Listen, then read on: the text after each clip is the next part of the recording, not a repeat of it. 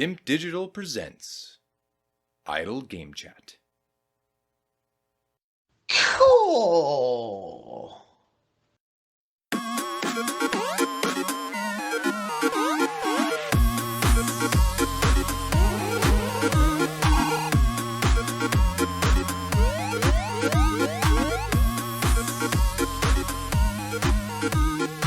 Hello, apps here from Dimp Digital. Welcome to Idle Game Chat bonus stage. This is our occasional bonus show where we produce our infamous spoiler casts, fantasy gaming league updates, and the legendary Dimp Digital gaming quiz. But this time, we'll be running through our game of the year for 2021.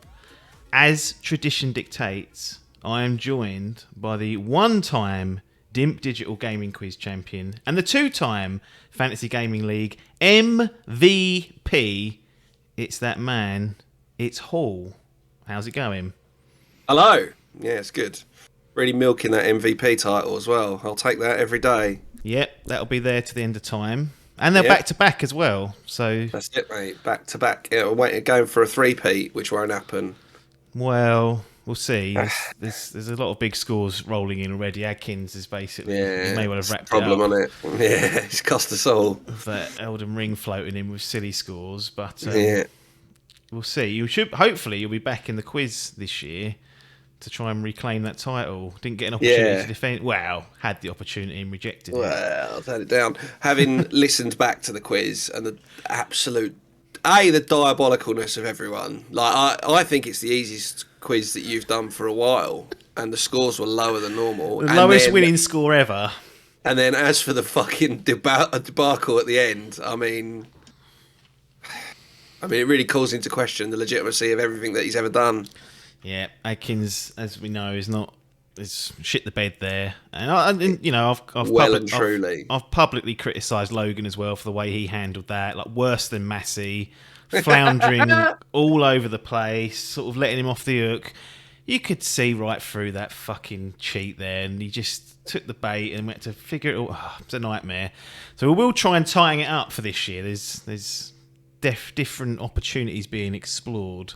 Well, hopefully we can prevent that from happening, but it might just be like the Tour de France where you just have to just say, look, there's people out there cheating, and that's the end of it. It'll happen, yeah.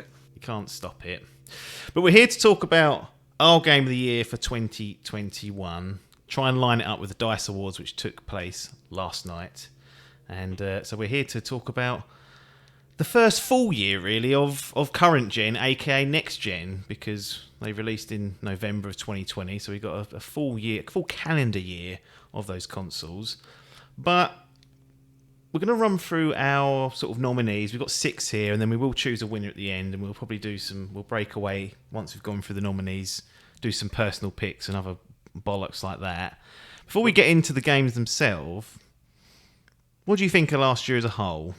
Because there's been a lot of criticism from many voices in the world of the internet, and that as a first year for a new console cycle, I feel like we had this in 2014 as well. It was a bit of a struggle to get through it, and already Q1 of this year we've already had 3 really good games that have come out or out as we're recording this. So it's already looking like it's going to be a better year. But in terms of 2021, where did you land on it?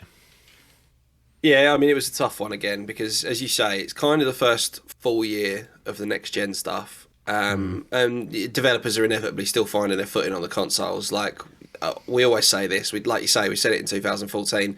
The first few games that come out tend to feel more like graphical demos than they do anything else. I also think that the release of the Series X and the PS5 has been, because of the shortage of the actual consoles themselves, everything is still coming out as PS4, PS5, Xbox One, Xbox Series X, which is my personal pet peeve because I feel like if you're making something that can run on the PS4 or can run on the Xbox One, then it's not utilising the full capability of the 2 new next-gen consoles. I know we say we get the PS5 version or whatever, but it's just not. Make me a game that's for the hardware that I have. Make me a game that showcases the absolute maximum potential of these. and we always end up with a transition year. Yeah. Like I say, I think it might end up being longer than that because Yeah. they are in such short supply, and they've got to cater to what people are still playing on. But yeah, in terms of it was also still a COVID year. Yeah. There's no two ways about it. There's no getting away from it. It was Arguably still affected worse because during the time COVID first hit, there'd have been a lot of games that perhaps were due for 2021 releases and got pushed out because of the months that were lost trying to scramble and figure out remote working. Whereas a lot of the 2020 stuff felt like it was mostly done by the time it was time to come out. It was the end of cycle, and this was stuff that was kind of mid-cycle when COVID started, and then it took a real hit through all of last year. And like you say, I think maybe we're seeing that in Q1 this year, and hopefully going into Q2, Q3, that we're going to get all the big name or all the big releases that we were hoping for that will have just been finished off, and like you say, places are getting back to a bit of normality, and we can start to enjoy video gaming, because I think it's fair to say on the whole 2021 was a pretty weak year. Yeah, I mean there's a lot to play, like there normally is most years, but It's all shit. well, there was no, in my view, there was no real top tier contenders. Like Beyond like the yearly releases, like the Call of Duties and the whatever, the FIFAs and the NBAs and the Maddens and stuff, which are bankers for every year. Like you say, it didn't really feel like there was any big AAA, like the next big thing from a studio or something. I know we had a couple, but they weren't really. Yeah, I mean, it felt flat. Yeah, the way I kind of describe it is there was a lot of good, not great games. Fair. And actually made this year really hard just choosing, because everything seemed like it felt like it was in the same bracket, the same good, not great bracket.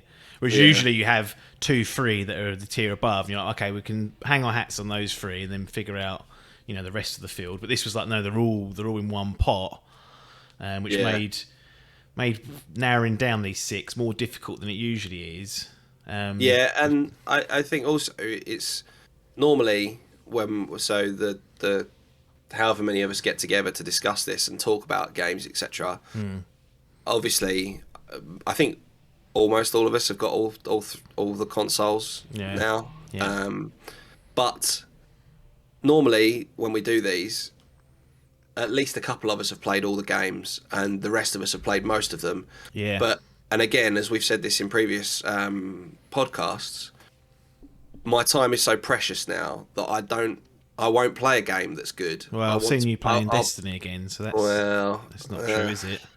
But I only want to spend my time playing what I would consider to be great games. Yeah, and yeah. It makes it hard for years like this. That, like you say, there was a lot that came out, and a lot that was on, say for example, Xbox Game Pass. Yep. There's no real reason not to play it other than time. Yep. And I mean, I didn't get round to playing a lot of these because it was just I was kind of like, oh, maybe I will, but in reality, I had other stuff that I'd rather play. But it was just there wasn't many. There was only 2 or 3 games really that really took me this year. Yeah, I mean, I actually last year, because it was so sort of, I guess, lacking in huge, big top tier games, I actually did a good job of getting through backlog games, like clearing out games like Monster Hunter World. I put 90 hours into that at the start of the year. Wouldn't dream of playing a 18 game this year and pumping 80, 90 hours into it. And then I did actually get to play most of like the stuff that's been in the conversation. Actually, all of the stuff that was in conversation for Game of the Year. I think you're the only one that's played them all. Am I right in saying? Yeah, I think of so. All of yeah, us? yeah, that's correct. Which is unusual, like you said, but it was a bit more of a scattergun approach because people just sort of left off going, "Oh, I'll play this game." It's like, well, Psychonauts 2, people are knocking that out. Then you've got it was just a bit all over the place. There was, like you said, nothing stood out, so you had like a big group of games to pick from, and people were evidently playing other things, and that was that. But let's get into the nominees that we've finally decided on. Took longer than probably my fault for not doing the process. But it doesn't help when the people involved in the process can't understand English. Brain dead, isn't they? When you're just asking for, yes, just take a punt on any of these if you want them into the next round. And people say, I don't want that one. It's like, that's not what we're asking yet. Yeah, just. We're not just asking punt you to yours, rule yeah. anything out. We just want to know if anyone likes this game Well, enough. I haven't played that. Well, don't answer then. Doesn't matter, does it? Yeah, exactly. Say that. Just So that's the level of horrific. intellect we're dealing with. And then half of them sat there silently, and I was like, I don't know what even you're doing on the panel at this stage. Like, if you're going to just sit there. This is it. Like I said, I trust the people here to be able to put forward a relatively eloquent argument for a game that I won't have played, but I have to apply a certain amount of trust to other people. Yes, That if yeah. you tell me that this game is worthy of being on this list, then it's worthy of being on this list. And everyone's just fucking nothing. No. Oh, well, I'd like it because of this. No, nothing. It's literally just like, oh, I haven't played that, so it can't go on. Yeah. Right. We'll have two Wake up. We'll have 2 games if that was the case. Yeah, exactly. Yeah. Oh, Clown dear. dogs. Painful. Absolutely painful. Anyway, we go in chronological order. So the game that was released first in the year, and we're going to kick things off with It Takes Two. Haze Light Studios development, published by EA. I mean, this is one of the few studios they've got that kind of do things outside of the EA box. Yeah. And It Takes Two, I played it through with Adcock, actually, and really good game. Like, Yes. So I was going to ask you, I assumed that you'd played it co-op. yes. Yeah, so Adcock... Online co-op, I assume. Yeah, all online co-op. You can do it split screen, but obviously COVID was still running riot, and couldn't. Well, Boris said to stay at home, don't be going Wouldn't out. want him around anyway. Yeah. No, I don't want to go to his either. It's not Yeah. It's too many children, isn't there? exactly. So we played together. He bought it, and as part of the way the game was set up, I could play it for free by downloading like the friend pass. So I didn't get any didn't know that. achievements though. So I know that. Well, Yeah. So no, I'm not up for that. you would have just That'd bought have it, been- wouldn't you? Yeah, I'd have been like, well, I'll be the one that's buying it then. Yeah, that is. I like that idea though, because Yeah. whilst achievements matter to me, I know they don't to most people. So I think that's cool because it encourages people to play it in cooperative mode. Yeah. Like there's so many, like, this was obviously a game that was designed to be played together. You by can 2 only people. play it cooperatively. There is no wow. single player option. So I guess Christ, when it's you a real problem for people with no friends, isn't it? well, Jesus. yeah, it is, and then and also it's not just that. One of the things that can spoil a cooperative experience is the blabbering. You know, unfortunately, Adcock was pretty well behaved mostly, but I've been in those Destiny, trying to run through the campaign. It's just rah, and you can't hear nothing, and you're like, right, Talking well, through every cutscene and squabbling over one another, and one person wants to skip stuff, and the other one wants to watch it, and absolutely hideous. No, but Mr. Ferris, old fuck the Osters, Joseph Ferris, he's done a great job with this because in terms of a cooperative game, there's not been. I mean, it's co-op only, so it has to be strong, but it really is something quite special, really. Plays so well and uses so many different platforming mechanics and different unique situations, scenarios that all play up to a really high standard. So usually when you get these games where you can basically get like a new power per level, and you'll have a different power to your partner, but they'll complement each other. So one of the early ones is one of you is the hammer and one of you is the nail, and you can throw you can hammer the nail into the wall, and then the other person can hook onto the nail and use it to sort of travel and get across the land. So you simply can't play it on your own, even if you wanted to. It requires 2 people, and all these different kind of unique levels and mechanics come together so well, you'd be surprised at how many ideas they managed to cram into here and deliver and execute to a high standard. Usually when you see things like this, like, it starts to come away at the seams. They overdo it, They're trying to do too much, but absolutely not here. And you know what? It's not easy either. Like, I know people they're like, oh, I'll play that with my other half. I'm like, honestly, if they've got not one of those, if they've not got like a base understanding of how games work, they're going to struggle because I mean, me and Adcock aren't the best, but there was a few bosses where it kicked our ass. We had to really coordinate and knuckle time down. things. Yeah, it was like, it's not it gives off this kind of like childlike appearance and style, but it certainly under the hood requires a decent level of gaming and whatnot. So if you compare this to sort of Hazelight's last outing, which was A Way Out, and that was another co-op game, like the Prison Break style. Yeah. And this absolutely takes a big old crap over it. It's almost unrecognisable in terms of like you can't really believe the same studio has come along just a few years later and delivered something like this. Yeah, I mean, A Way Out wasn't terrible from what I understood either. Like, I think you played through that with Logan, didn't you? And it was. I don't think it was like terrible, but this has been another level. I mean, it's been so critically acclaimed.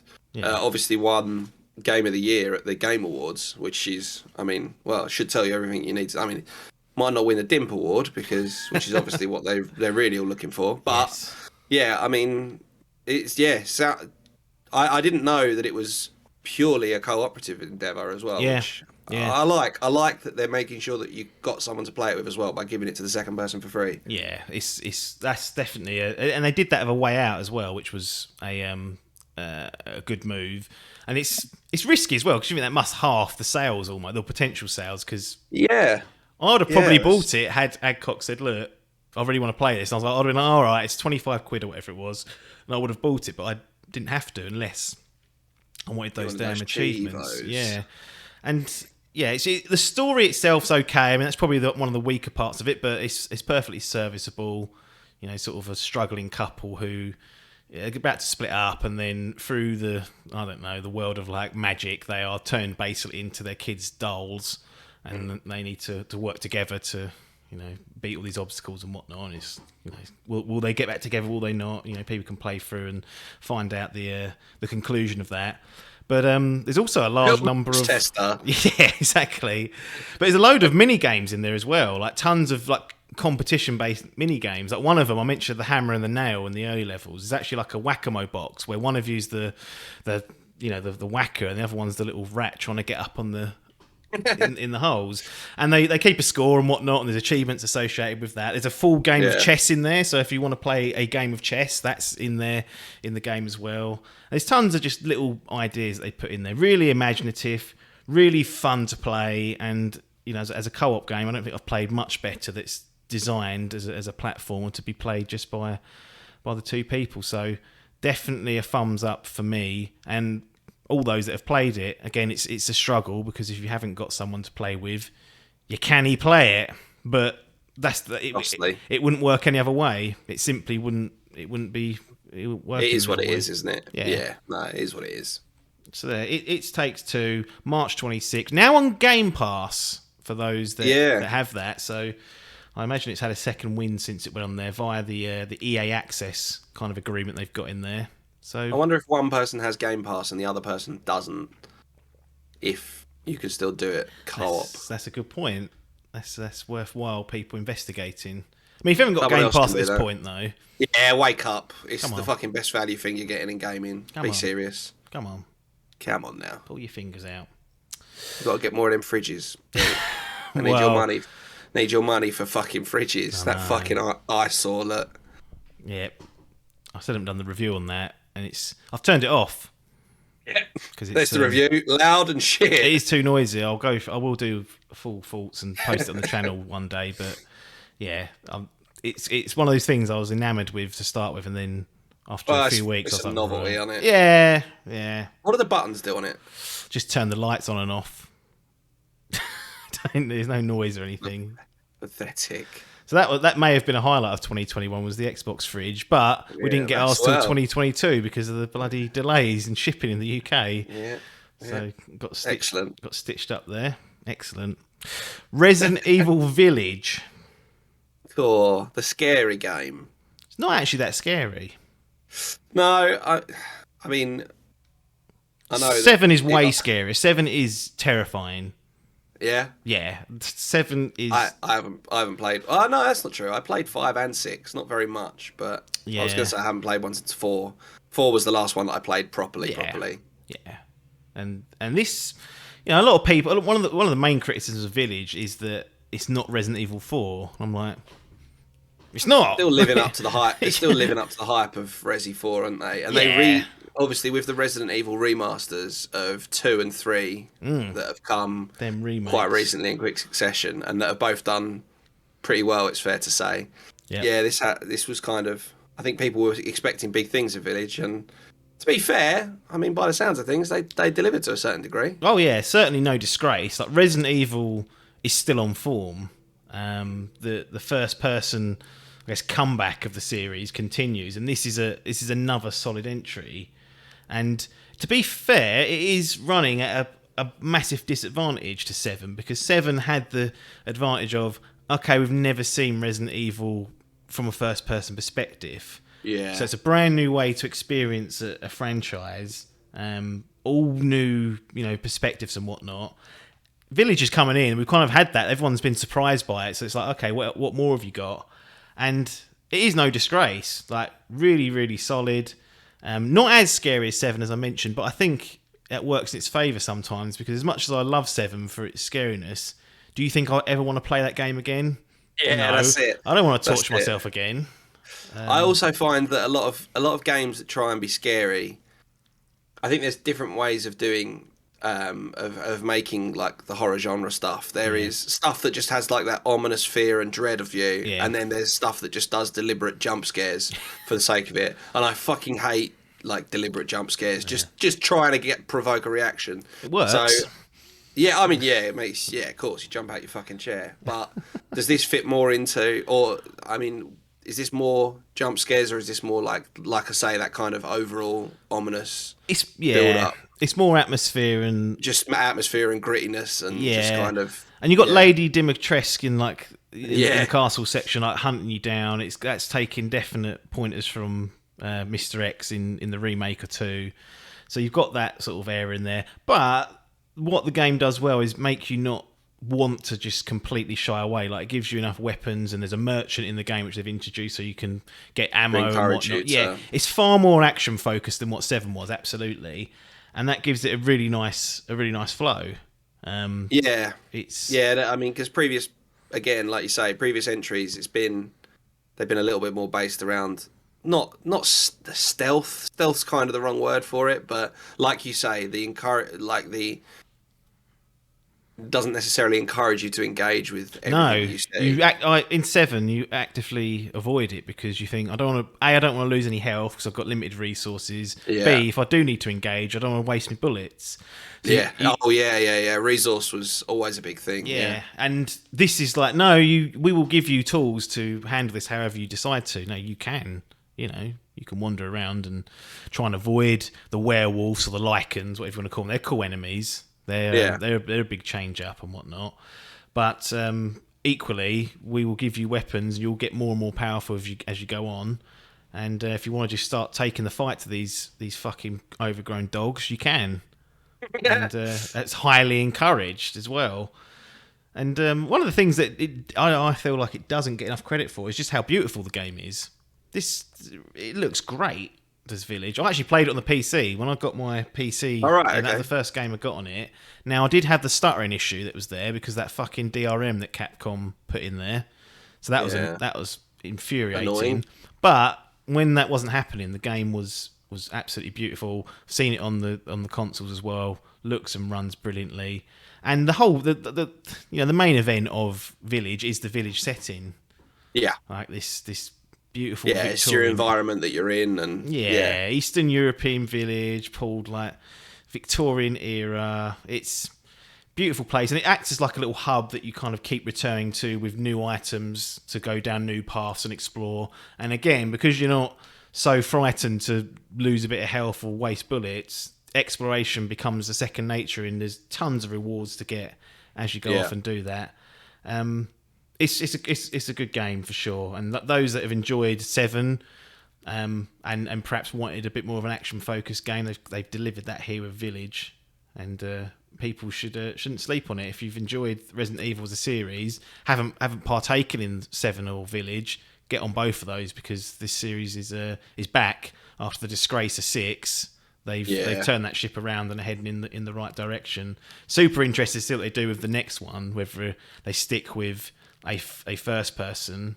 The rumours are we're going to get a remake of 4 at some point as well, so the remake trend continuing. But Village stands out as a nice little entry. Fair play. Well done, Capcom. better than their Street Fighter fucking 6 I was going reveal. to say, yeah. Which evidently they stole the logo off of an Adobe £60 pack.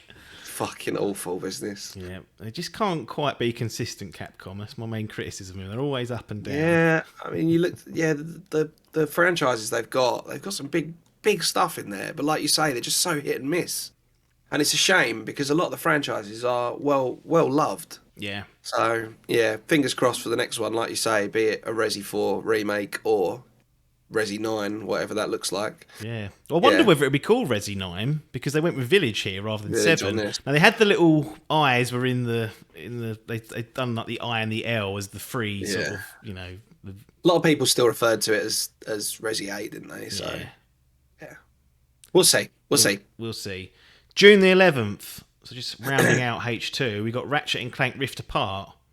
So this is the only game on here that is considered next gen only because everything else is cross-platform or on Switch, which let's be honest ain't next gen. So doesn't count. Don't. 720p glory. Yeah. So, but this was the big showcase, the big showpiece from Insomniac, big first party exclusive for Sony, and it's going on to PS5 only. I mean, it's a real looker. It's like playing a real life Pixar game. That's absolutely needs to be called out. But the big thing everyone was talking about is the technical showcase of this instant interdimensional switching using these newfound SSDs, saying look, this is what we can do in terms of switching up your gameplay. And to be honest, when you see it in full motion, it is a sight to behold. And it's not just a one-trick pony because it's coupled with some really solid gameplay, great weapons, decent story, and just a nice overall family-friendly package, which we don't see a lot of. You can't be playing Resident Evil Village in front of the little ones. You don't want to be seeing that poor bloke get his throat ripped out in the opening in front of the youngsters. Whereas Ratchet and Clank, Rift Apart, bang it on, and you can pick this up. And I feel like a lot of people will have fun with this when they jump on and give it a go. Yeah, I feel like this is one of those ones. So I had this bundled with my PS5. I felt like it was one of those ones that was just like it was almost being marketed as a bundle game, you know, which I think is probably unfair, to be honest. Insomniac have obviously got a great record of bits and pieces. The Spider-Man games being the kind of the highlight of recent times, and I think it's fair to say that I mean, it's not quite on the level that perhaps the Spider-Mans are. You're obviously a bigger fan of those than I am, but certainly from what we've seen of this, it looked. I like, leading back to the point that we made earlier on in the podcast, I like that it was a PS5 exclusive. Yeah. Show me what the PS5 can do, and that's what this was, and that's what it delivers. And like you say, I mean, it looks terrific. Absolutely, considering people say, oh, it's not like because it's not a God of War or Horizon or whatever. It's not a realism style game, but the art style in it I thought was brilliant, and it looked terrific. It looked amazing.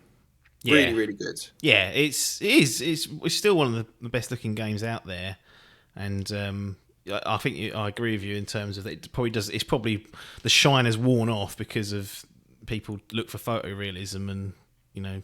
That's kind of how people judge it, but this in its own right is fantastic. And you know, as someone who's only ever played Ratchet and Clank 2016, so I hadn't played the previous ones, the originals. Yeah, this is a good jumping on point for people that perhaps aren't familiar with the story. I did catch up on it, you know, using YouTube and whatnot, so I knew what I thought I needed to know. But great showcase for what the PS5 can do for sure, and fun to play, nice and stress-free. You know? Yeah, nice to have a game like that occasionally. That's just a bit more pick up and play. That you're not settling in for a real beatdown like you might do with say for example Resi Evil. You know, where you've really got to commit to it. This has much more of that feel of being able to. Like this, the PS5 pick up and play style game, and like I say, I know a lot of people that have had it and a lot of people that have played it, and no one's raving about it being the greatest game that the PS5 ever is going to release, but not many people have really crapped on it. No, because it's so solid that you'd be a fool to be taking a crap on it. So Yeah, and it's easy to get these like platform style games wrong. yeah, Like it was obviously a real thing back in the days of the N64 and the PS2, you know, with Spyro and Banjo-Kazooie and all the Nintendo stuff that was out. And then I feel like a lot of stuff has tried to kind of rekindle that, like with ukulele and things like that yeah, just haven't ever quite got it right. And I felt like this was the first thing that's really sort of closing back to getting that nostalgia feeling for a decent 3D platformer, yeah. outside of Switch titles. So fair play. It was yeah. I will get round to playing it at some point. I'm sure of it, purely because I've got it, so I might as well. Yeah, it's definitely worth a play. It doesn't outstay its welcome. Not a big bloaty game. Like you can do it in under 15 Decent, hours. So. yeah. Not stupidly long. Yeah. That's always appreciated. And actually, a lot of the games we've had on here, if you look, It Takes Two. That's pretty short. Resident Evil Village, that's pretty short in comparison. Well, I say they're short. They're just not 30 hours. I guess is the way I should be describing them. Yeah. It's been a year of actually nicer games that are a bit more digestible. Maybe that's why I played more than ever, because I was playing shorter games rather than, I'm playing Horizon Forbidden West at the moment, and that's I'm 30 hours in and I've barely scratched the surface. that's not even that's close. That's not even Yeah. that's not even a over exaggeration of what's happening. So these slightly shorter or medium length games do find a nice sweet spot sometimes. Yeah, they do resonate with people. They don't outstay their welcome. October 8th, Nintendo had to get on the list somehow. In what I feel they've had a bit of a struggle in the last 18 months, 2 years, for the stuff I enjoy anyway. But they came out swinging with Metroid Dread. So I made a point of playing Super Metroid just before playing Dread, like a couple of weeks before. Went on the old SNES fucking emulator that's on the Nintendo Switch Online, played through that, caught up on the other entries as well. I mean, I had a quick go at the original Metroid, and my goodness. Yeah, that game's punishing. That game is impossible and punishing at the same time. That remake was sorely needed, but made sure I got through Super Metroid. Really enjoyed that. So I was all geared up for Metroid Dread. I was like, right, this is a franchise that doesn't get overexposed. This is not something that comes out every 3, 4, 5 years. We seem to get one per generation, give or take. Yeah. And I thought this was a great game. It's different to Super Metroid. It's a bit more. People had criticisms of this because it wasn't as open as what people liked. But I'll tell you what, it doesn't half cut out some of the frustration and just let the game play itself, and for you just to not have to be frustrated about running around in circles. It doesn't tell you where to go. You still got to use your head now and again, but you won't find that you spent an hour in a completely wrong section of the game because it's looking for. Yeah, because it simply won't allow you. It's very clever the way it kind of blocks off paths and how things happen as you go through, so that it's like, okay, here's an area for you to explore. You don't need to be back in all the way to the beginning of the map to worry about that. It's somewhere in this area here. And I really appreciated that because it was a bit more of a streamlined approach. How did you find it? Yeah, much the same, really. I really enjoyed it. I mean, I've played all the Metroid games. I also played all the Metroid Prime games. And yeah, this is a welcome return to kind of the Metroidvania style, 2D platforming style. And yeah, I loved it. I played it on the OLED in handheld mode. So I'm assuming you played docked. Docked mostly. I played a little bit of handheld on OG Switch to. So I did play about 4 hours of it, just like that, but mostly docked.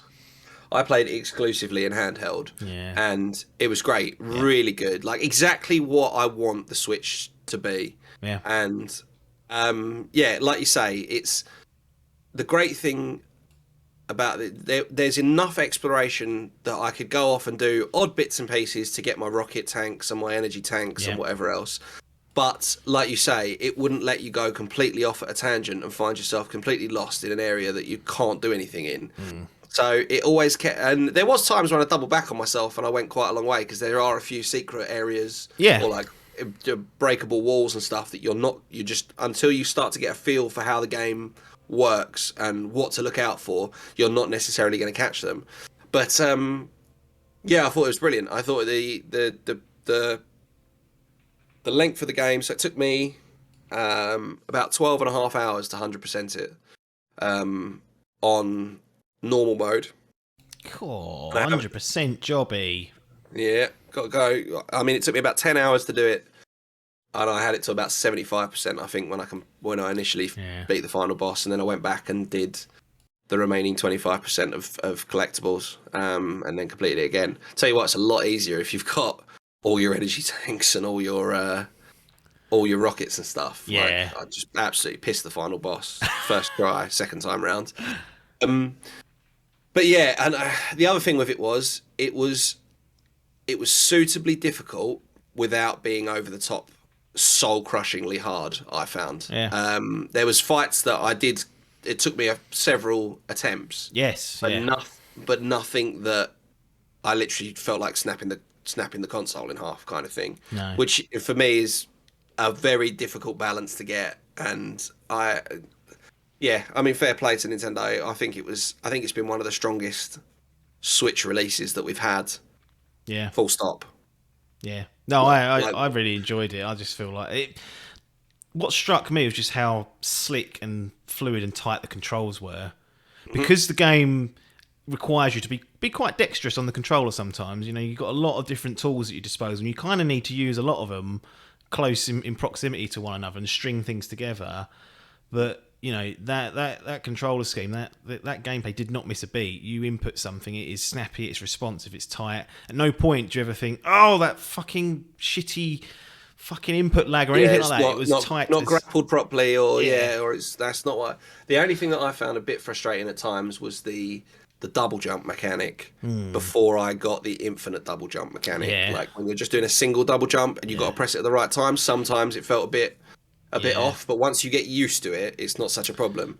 So that kind of it didn't cause me any real problems, but it's just like if I was being really nitpicky, that would have been one of the things that I would say could maybe have done with a little bit of tweaking. But otherwise, like you say, in terms of the way that it played, and I loved the addition of the Emmy zones.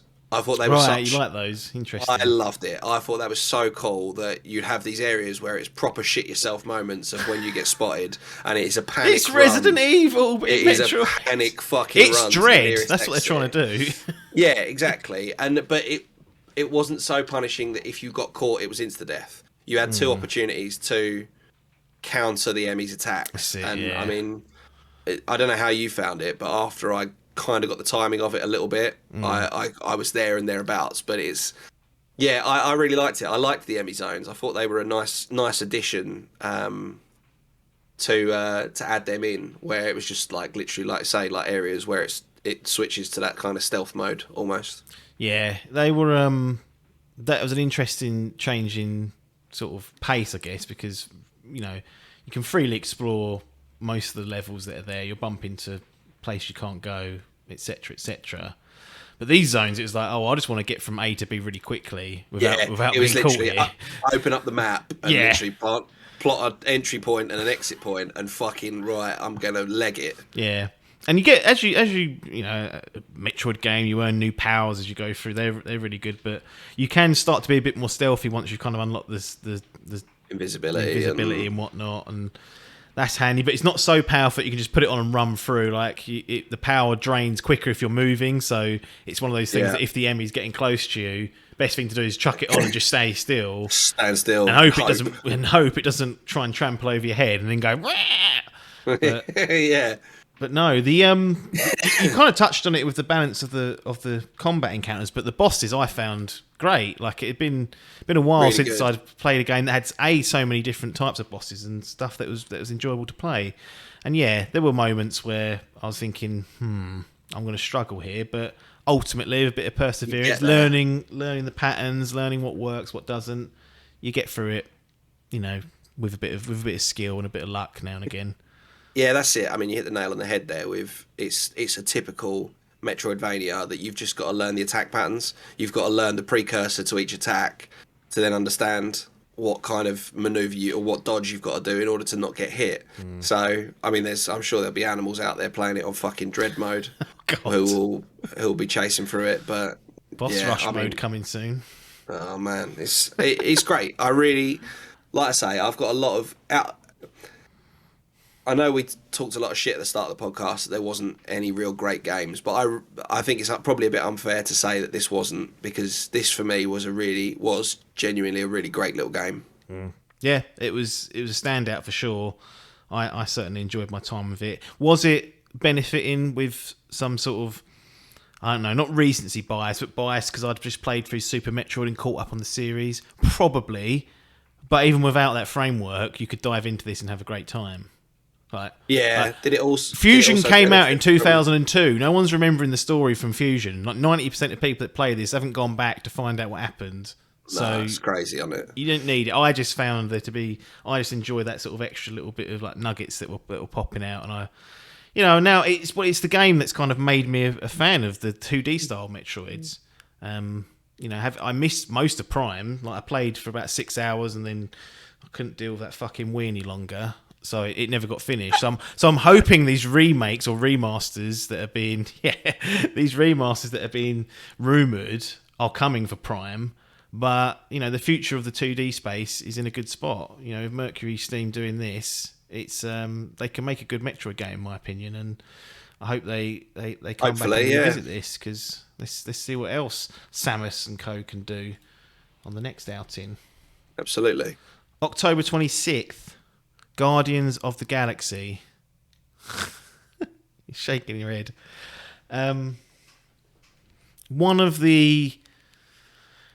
It's a 180, absolutely.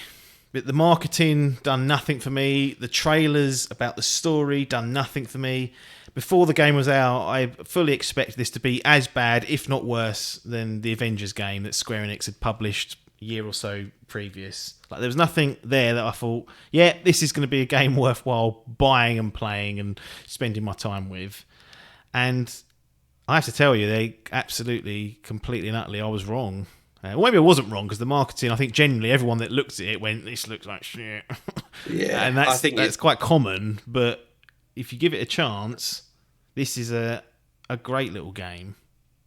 Really enjoyed my time. It definitely struggled off the back of the Avengers. Yeah. With that being as poor as it was. Yeah. Because I was very much, like you say, I watched the trailers and the build up and the hype for it, and it just, nothing about it made me want to play the game. No. It looked like they didn't even look like they got the tone right. Like they were trying to be funny and it wasn't going to be funny, and I was like, well, that's the end of it. If it can't day one stuff. Yeah, if it can't get the comedy right, and it's going for a comedic Guardians of the Galaxy approach, which you kind of have to do now the movies are out.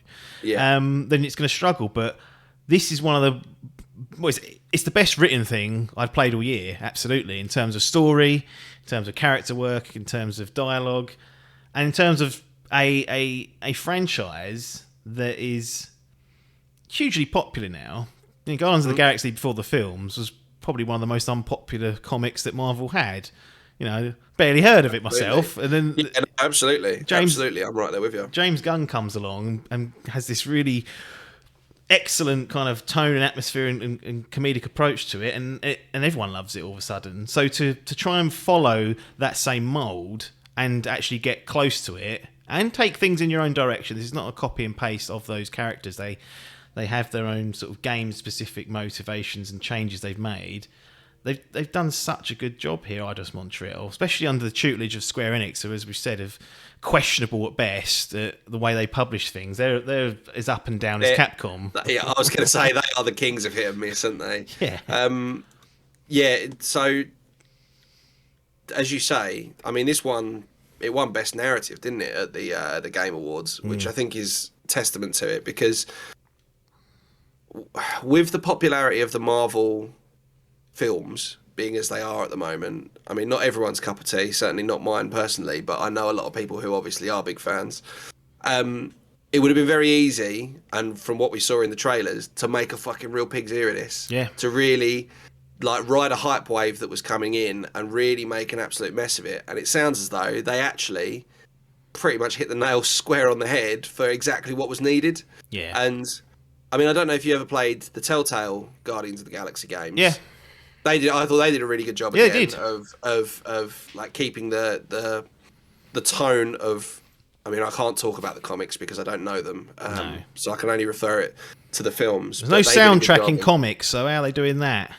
Yeah, they did a good job of keeping it sort of to the same kind of tone as the film.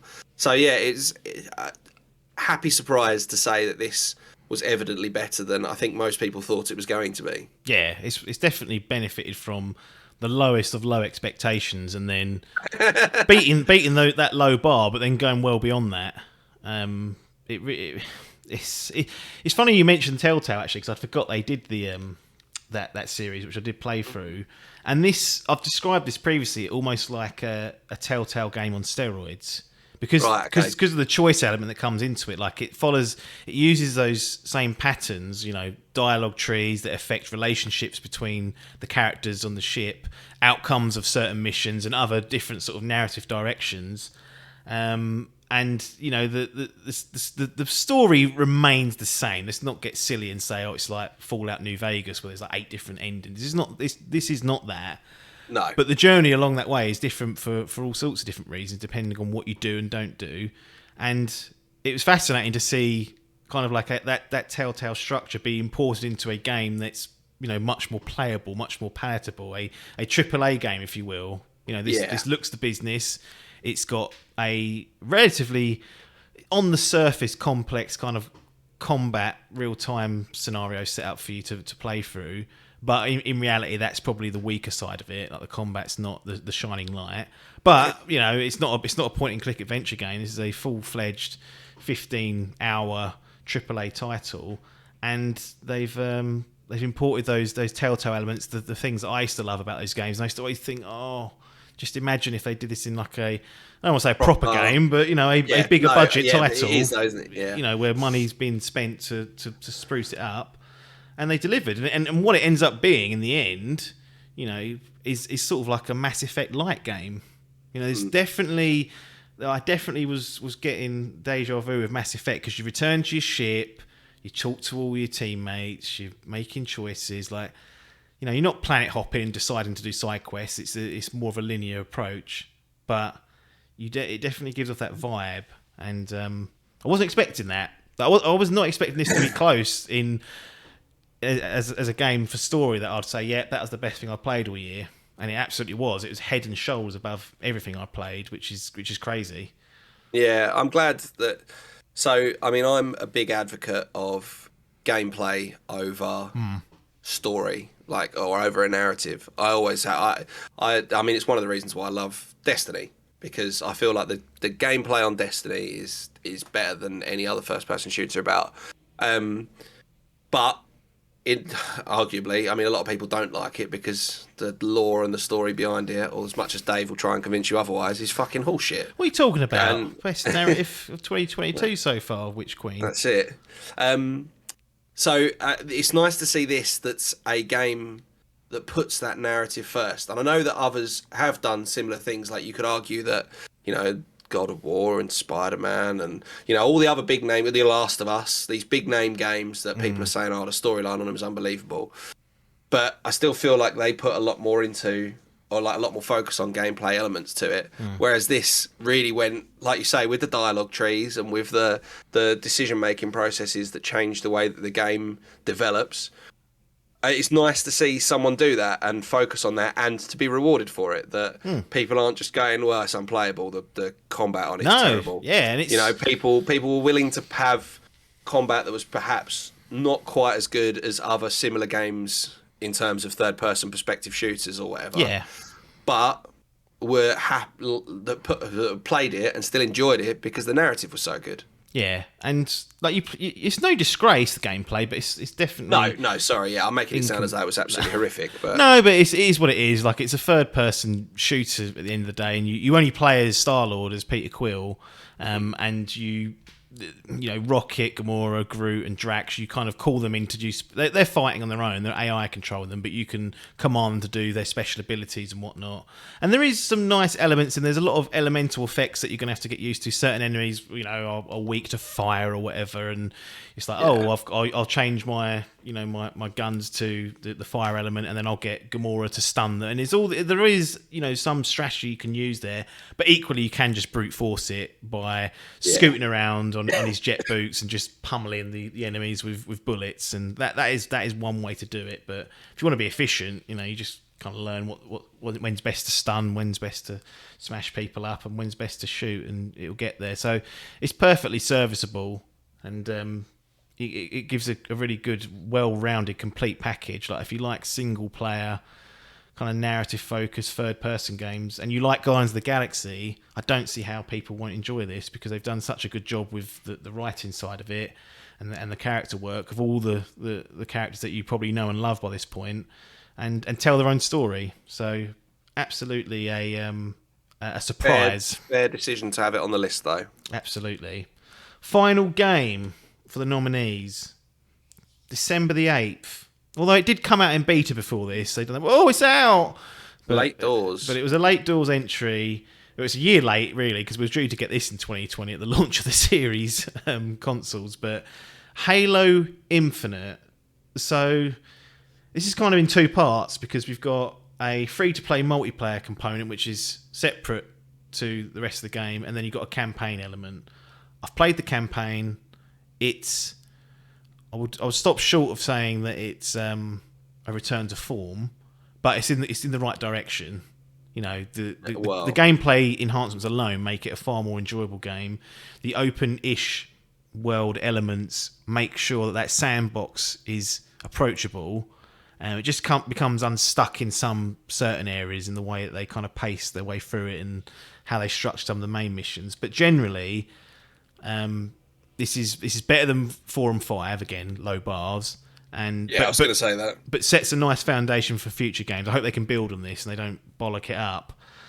So from the campaign perspective, a return-ish to form, we're getting there. And look, I don't know how you even get back to Halo 3 and Halo 2. And how do you even get back there? The first trilogy, yeah. We've had this with Gears. It's like, it doesn't matter how good Gears is from now on. It will never... Because the nostalgia of those... Never going to rekindle the magic that we had in the first 3. No, so I don't know what I'm expecting, really. When I say things like that, I'm just parroting fucking bollocks, really. Like, it's going to... 343 have got their own style. They're taking the story in their own direction. And this open kind of element to it is an enhancement. Like, it plays into the strengths of the very first Halo. Like, when you drop onto that Halo ring for the first time... And it's not an open world game, but it's a huge open area for you to go off and do. Yeah. Now you've got actually a world to go off and explore and other activities to kind of underpin that. So it's using the DNA of the first game and just expanding on what I thought made the original Halo special, especially at the time. But one of the big things about this, the huge popular multiplayer segment with free-to-play elements included, no reason to pay, just download it straight onto your PC or your Xbox. This is where your meat and potatoes sometimes reside, and from what I'm hearing, you had a great time playing some multiplayer of Halo Infinite.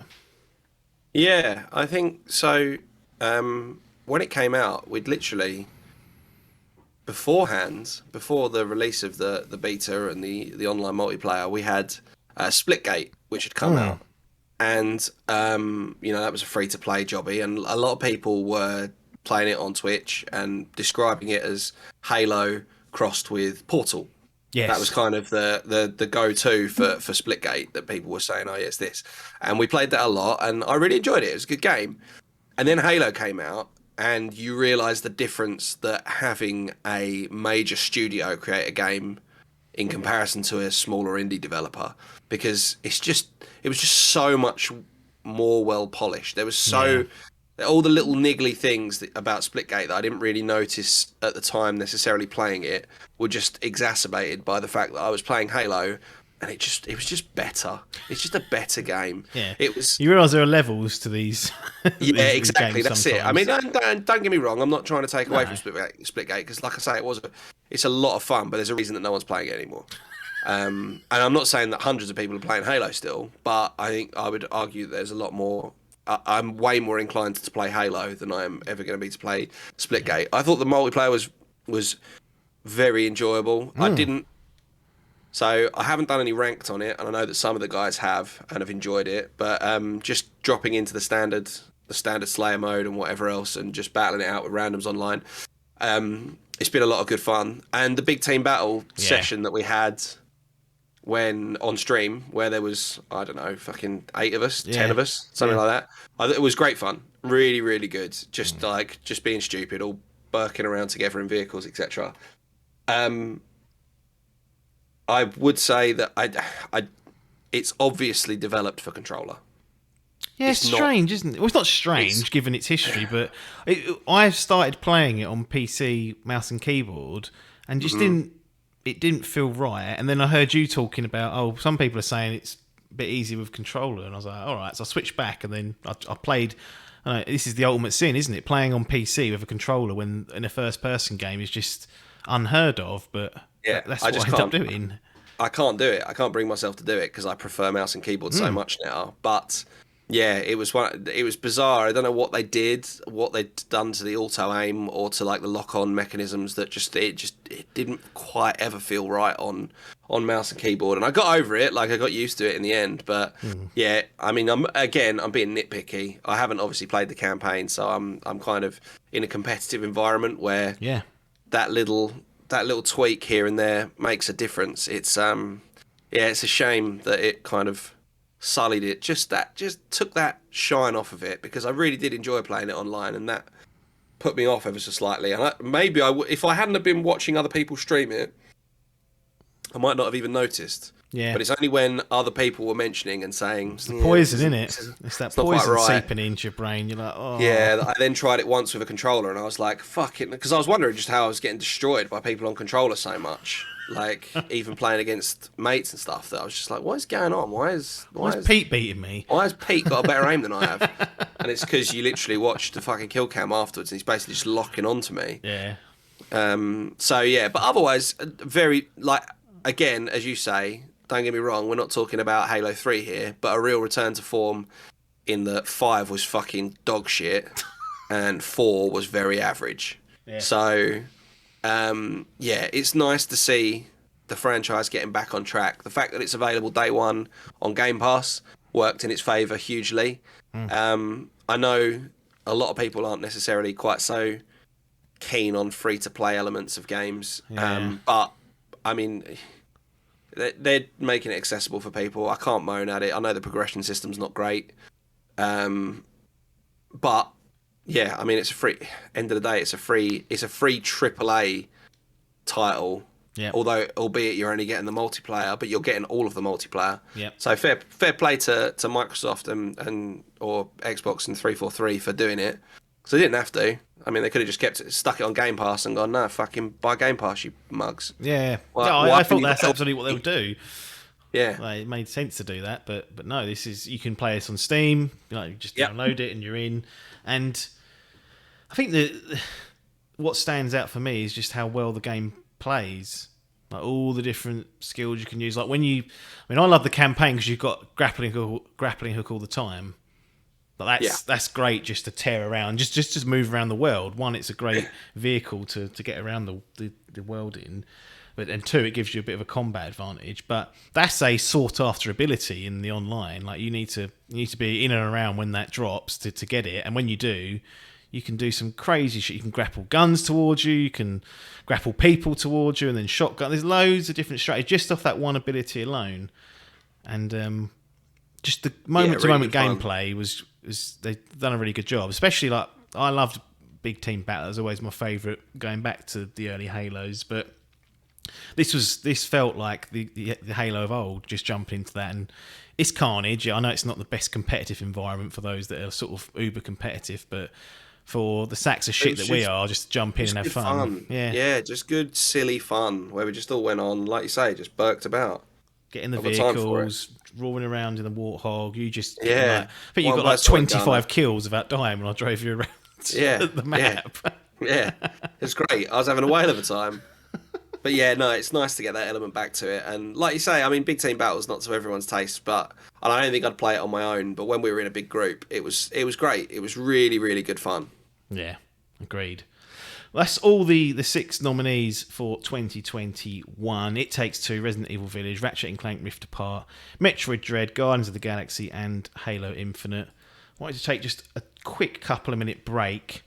We're not going to sit here and say nothing, but I mean just to change the just to change. Yeah, we're just going to do a live break for you guys. You can fast forward this if you want.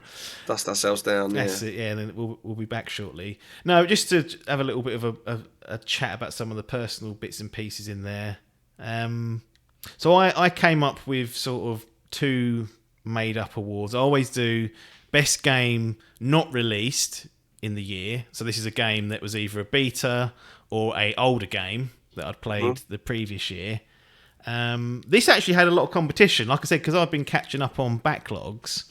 Yeah, I was playing actually a lot of 90 good hours. Well, I was playing a lot of good games that I had either shunned or not got round to, and usually I'll get through like 1 or 2 older games. Like that's kind of the usual way to do it. But no, I was up against it, and I think ultimately it was Monster Hunter World Iceborne. That was the best game I played that didn't come out in 2021. I was a little bit upset that Monster Hunter Rise was a Switch only for a year and then still only came to PC. I was a bit like, what? Why are you doing that? Cappers, Yeah. what are you doing again? What are you doing things like that for? Now, because Monster Hunter World got a load of people into the game. It was the most successful Really drew game people in. for a long time. So then just to say, right, that's only on Switch now, which has a huge install base. But again, we've talked about the technical shortcomings, running at 30 frames and all that stuff. And I was like, oh. And then by the time it came out on PC, I was like, I can't be bothered now. I'll just wait until they either do a new release of it and it's on all the platforms, or it comes to console maybe. But Iceborne was the number one choice though, because I spent 90 odd hours into that Monster Hunter World. That's the first Monster Hunter game I've ever played, and it really got its hooks in early on in 2021. So that was definitely a great game to work through, and also honourable mention to Final Fantasy 15, because that definitely was something that I'd been mean to do. And when it got the PS5, it came with the PlayStation Plus collection. So there's like a dozen games that are on there if you've got PlayStation Plus and you've got a PS5. And that was one of the games. It was the Royal Edition. I thought absolutely zero. Get me involved. Yeah, get me involved. And if I was going to round it out to a 3, I'll drop Final Fantasy VII Remake, because I really enjoyed that as well. A strong Final Fantasy year for me. I was at an advantage because I played the Intergrade kind of PS5 patched up version. But that's another franchise like Metroid that I'd kind of been hovering about from afar, never really took the plunge, and now I'm like, give me more Final Fantasy. Where's Final Fantasy 16? Square. What are you doing? Babylon's Fall, isn't it? Well, can they be trusted? Coming in to ruin everything. Well, Platinum can't be trusted these days. No, they cannot. Want Scalebound back, Phil? Shut up. Buy us. Why is Square publishing? Anyway, Square are strange. We've been through that. And then my other favourite award is the one that got away. So this is the game that I wanted to play and didn't play for whatever reason. Oh, I didn't. Metro Exodus as well. I could have made a top 6 of games that weren't out last year that I played that I enjoyed, but Metro Exodus just popped into my head. That was, again, it's another series. I can't wait for the next one if they do another one. Anyway, one that got away. This is a very singular game. It is Returnal. So that's another PS5 exclusive. Housemarque was somewhat concerned about the difficulty that kept coming up with this game. It's kind of like a rogue-like game in terms of like you die, you restart the run. But the main thing that put me off playing it was that you, at the time of release, and they have addressed this and added like not a fix, a new feature so that you can do this, but you couldn't save a run mid-game. Sorry, they save the game mid-run. So I think it's like Yeah. 5 biomes you've got to get through in like one go, basically. And it can take a few hours. So if you only had an hour, for example, You ain't getting there. the only way to do it was to put the PS5 in rest mode and hope that you came back. It doesn't close it down. It hasn't closed it, or you didn't have a power cut. And I was like, you know what? That's just not very practical for me. I mean, it is most of the time. I'll sit there and play enough, but I was like, just out of principle, I want to have that option. Anyway, they've added in a save state basically mid-run, so that's kind of gone, that one. So I would like to try and play that in the next kind of year or so, 18 months. Not that slipped too far away, but it's a tough game, so I'm going to have to be on my toes for that. What about yourself? Any call outs or random topics? I mean, I know you'd goaded Paper on the WhatsApp privately to me about a special award just for him, but any other thoughts? They stand though. Those points stand, and I'm going to mention them because people will. I don't think people will be particularly disappointed that these two games weren't on our list, but people were harping on about these two as being huge releases, and so the first of these two is Valheim, which we all played. You did, yes. I forgot you for a played while. it. Yeah, I mean, we commit to that, and we played it for a bit as a little. It was like an indie game, wasn't it? Again, that was just like relatively out of nowhere. That was like a survival Viking sandbox style game with a few bosses, etc. Yeah. And again, it was one of these ones that captured people on Twitch and etc. etc. And a lot of people were raving about it, and I can honestly say I played it. I just never got it. It's just not my cup of tea at all. Like, even normally games like that, if you're playing in a group, I can find are palatable. But that was just, yeah. And I know James is going to be, oh, it's a great game. No, it wasn't, James. It was shit. This is the award. Games Paper will claim were good, but are actually dog shit. So Yeah. Valheim's number one. Valheim was the first, and Yeah. then the second one, understandably, is fucking Bezos' adventure into fucking MMOs again, which is New World, which is I haven't played. Don't get me wrong, I haven't played, but I've listened to people who have tried to play it whinge about it sufficiently that I'm confident in saying it's not a good game. That the queues are too long, the game is just fundamentally broken. The play, like, it had nearly 1 million concurrent viewers. Couldn't get in the fucking game for 2 weeks. Players. Yeah, well, that's because fucking 900k of them were in a fucking queue. Oh no, I was sitting there. Absolutely ridiculous. I remember you guys would literally be messaging at like fucking 9 o'clock in the morning saying, oh, what do you fancy playing tonight? And it'd be like, yeah, okay, no worries. We'll get in the queue. Yeah. And it's just, are you fucking serious? People were queuing for like 12 hours. James is wandering around reporting people for being AFK. These poor fucks who have fucking queued for fucking 8-9 hours, and James is going around with his little fucking clipboard going, oh wow, this person's been stood still, or this person's running into a tree, I'm going to report them. It's like, wake up, you fucking massive cunt. Such a shit game. It fucking annoyed me. It annoys me that it's even been considered to be close to a game of the year. When you look at the other games that we've had on the list, in comparison to those two, I just don't understand how people can put them in the same breath as half the games that we've got on the list. Even half the stuff that came out last year, it's just absolutely diabolical. No, I mean, I enjoyed my time with Valheim for sure, but was in a beta state. Like, it definitely wasn't. It's not a finished game. No, it's not. It wasn't. And what was there was kind of interesting. But before what was even there, we came to its conclusion. We packed it in, so that kind of goes to show that it didn't hold us that long. We spent a lot of hours. I spent a good 40, 50 hours in that game, so it definitely had its time. Games like that just struggle because they're not Minecraft. Yeah, there is Like, always it's that just element to hard because like the building in it was just janky and just not quite polished enough. Yeah, it's stuff like that they're always going to struggle. And I know it's not the same as Minecraft, but there are a lot of comparisons that can be drawn. And I felt like it struggled. It's just I agree with that. New World I also played and kind of are still playing, but again, we haven't finished the main quest of that because it's a fucking chore. So Yeah, because it's a slog. It is and a none slog, of you yeah. want to go on to play it. No, You Dave's... do it because you've started it, so you've got to finish it. I like to just finish the main quest on that, and then I'll happily just leave that. But to say that I was enjoying the last few sessions would be a lie. Like, I'm purely just doing it out of stubbornness to get it done now. And it's like, it's papers on there as well. We're streaming, we're fucking about, people in the chat or whatever. But yeah, again, wouldn't say a classic. New World. It's hard.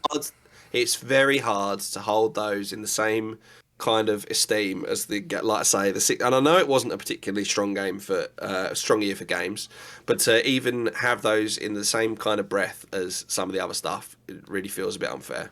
Yeah, agreed. And that's what Paper tried to do, but there's a... Well, he always does, and I get that he's got to put forward games that he's played, but there's a reason we ignore you every year.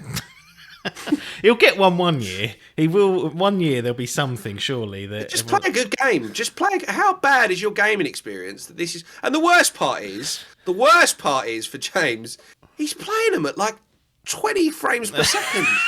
He's playing New World, and it's said, "Oh, I'll stick some more RAM in the computer." That won't help. That won't help. Ooh! Yep. Hurts me. So anyway, that's the... Sorry, that was my additional award. Yeah, The games don't deserve to be near this list. Yes, absolutely. Games that people claim were good or are good, but are actually dog shit. Valheim and New World, as per Hall's display there. Let's get back to it. We're going to crown a winner out of the 6 that we had spoken about earlier. So we've got ourselves It Takes Two, Resident Evil Village, Ratchet and Clank Rift Apart, Metroid Dread, Guardians of the Galaxy, and Halo Infinite. I'm going to let you announce the winner, since this was definitely one that you were kind of fighting for, along with a few others as well. It was actually close between this and one other game in terms of like who we thought should take the title overall. But Mr. Hall, do you want to reveal Dimp Digital's Game of the Year for 2021? So the title for this year goes to Metroid Dread. Not Valheim. Which I think is... I mean, obviously, like you say, I batted for this pretty fervently. So I am very much in the belief that this was the best game that last year had to offer. Obviously, there was some close competition between that and Resident Evil Village. Yeah, I mean, to be honest, like personally, that's not the game I was going to bat for, but that's what the choice I kind of was left with, because I was in between. It was a deadlock between Metroid Dread and Resident Evil Village. And for me, they weren't really that close. Village was good, but I felt like Metroid was a far better, more consistent package. So I kind of had to. Yeah, I don't like being in that position where I make the choice, but that's how the cookie crumbled this year. I'm kind of surprised that, and maybe it was just lack of people that played them, but I honestly thought It Takes Two was going to was going to have more of an argument put forward for it. I didn't think Halo or Guardians of the Galaxy really stood much of a chance. Ratchet and Clank, maybe. But people seemed to be more on the negative side towards Ratchet, and we actually had the conversation that it was almost like it was being punished for having been played by people. It was. Absolutely was. Because people had an opinion on that rather than just the blanket. Oh, I don't know, I haven't played that. Yeah.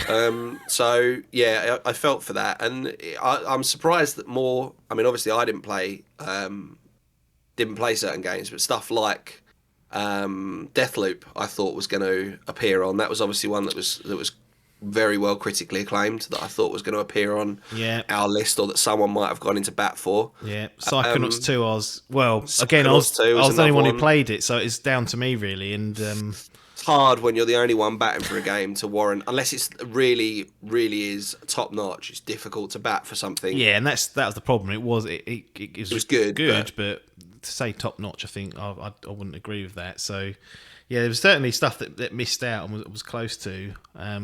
And yeah, Deathloop was another one. We had a lot of people that started Deathloop and actually didn't finish it, and I was kind of like, if that's happening, that's a bit of a telling tale. Come on, boys. Don't just be sheep and follow what IGN are saying. Going, 10 out of 10. Like, you boys have all sat down and tried to play that and binned it. Yeah, that's pretty telling, isn't it? All things Yeah. considered. Yeah. But yeah, I mean, like I say, aside from if Metroid, let's take away aside the fact that the Nintendo Switch is a handheld console, and it was if it was just a standard console like the others, would this still be on the list? I think so. Yeah. I honestly think so. You've obviously played it purely in the reason that I like the Switch is because I can play it in handheld mode. So I play it on the train. I play it when I get some downtime at work. I can play it in bed. I get neck ache. No one solved that for me yet. Yeah, I don't get that. I don't know why people. I Have don't that even have a such neck problem. really either. Look, I'm one of those people that's got not hardly a neck, and yet. Taken up purely by beard nowadays. Well.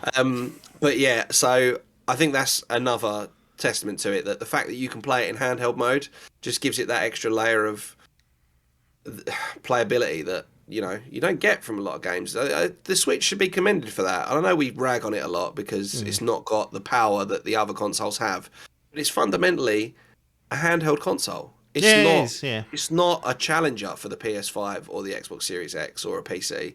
It is a handheld console, and I mean, it's not even. It's the handheld console on the market at the minute. It's the best by a long way. We've all got one, and we all play ours. So there's something that's going right with it, and I think that certainly I'd be surprised if anyone played Metroid and really went, I can't. I dislike this game intensely.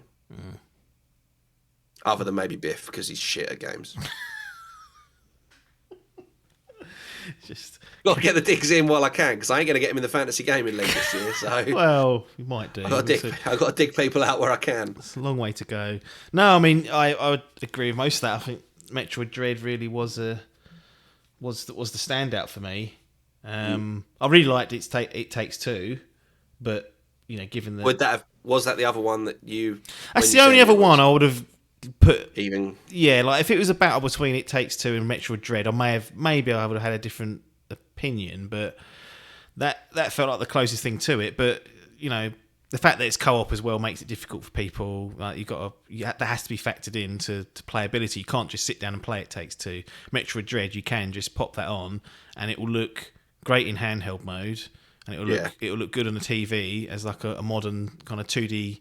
It's not a platformer, but it will look like a modern 2D game. So I back Metroid Dread to win it, and it definitely benefits because it's a genre it's done so often. These Metroid and Metroidvania games, that most indie games, that's what they are, aren't they? They're always trying to capture that. But it just shows that sometimes just having the right IP and the original and a team round it, like Mercury's team, who know this IP and this genre inside out, can produce great results. And I feel like they've done that with Metroid Dread. When it's all said and done, look back, and that's definitely one of the more memorable games that I played. So sure, it's in my opinion earns its spot. Worthy winner, Metroid Dread, Game of the Year 2021. And we've got 5 other nominees, which are It Takes Two, Resident Evil Village, Ratchet and Clank, Guardians of the Galaxy, and Halo Infinite. That's it. Done it. There you go. It's a wrap. We'll get Hall back in another year. My once a year podcast. When he's allowed. Or maybe the quiz. Yeah. Try and win that back. Well, it should get easier now that those stupid children are getting a bit bigger. It might be a bit easier, but costly at the minute. Not to be trusted. But no, they aren't. This was Idle Game Chat bonus stage, so you'll be getting this outside the normal Monday cycle. So I hope you enjoyed that. We'll be back on Monday for the normal episode of Idle Game Chat. So make sure you subscribe to the podcast feed or our YouTube channel, however you decide to consume it. You can find us on those channels and hit the subscribe, and we'll be there every Monday morning for you. But nothing more for us to say here, though, other than thanks for your time and ta-da.